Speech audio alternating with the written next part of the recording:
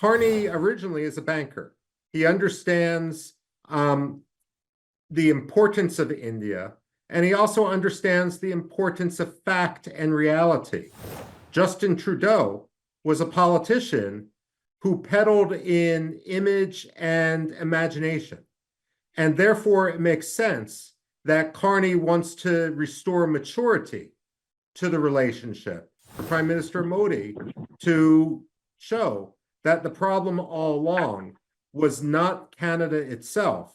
It was just the immaturity and unprofessionalism of Justin Trudeau. So much for talking to me, and I appreciate your time. Now, Prime Minister Carney has succeeded where Trudeau couldn't, getting Prime Minister Modi to accept a G7 invitation. What changed here? And what does this tell us about the diplomatic approach, or should we say the diplomatic reset of sorts between the two countries? Well, first of all, Carney originally is a banker. He understands the importance of India, and he also understands the importance of fact and reality. Justin Trudeau was a politician who peddled in image and imagination. And therefore, it makes sense that Carney wants to restore maturity to the relationship. And look, it actually makes sense for Prime Minister Modi to show that the problem all along was not Canada itself. It was just the immaturity and unprofessionalism of Justin Trudeau. Right.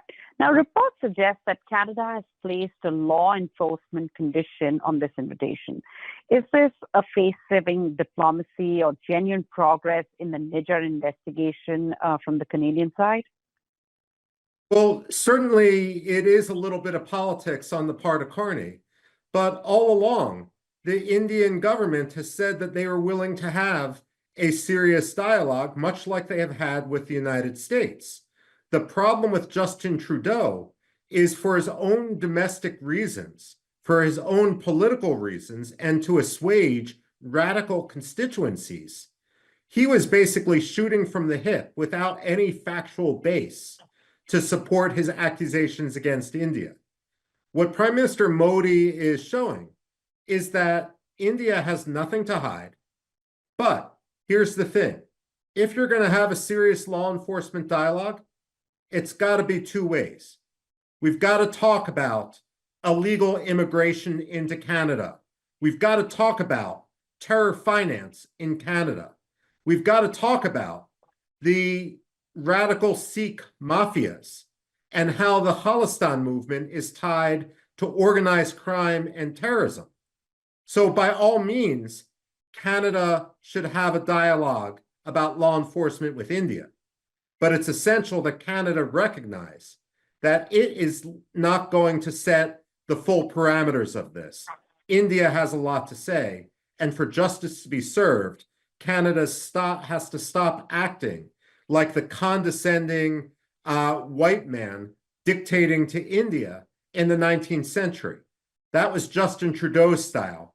Mark Carney has to approach India perhaps as equals, and perhaps even more as supplicants, given the difference in the economies.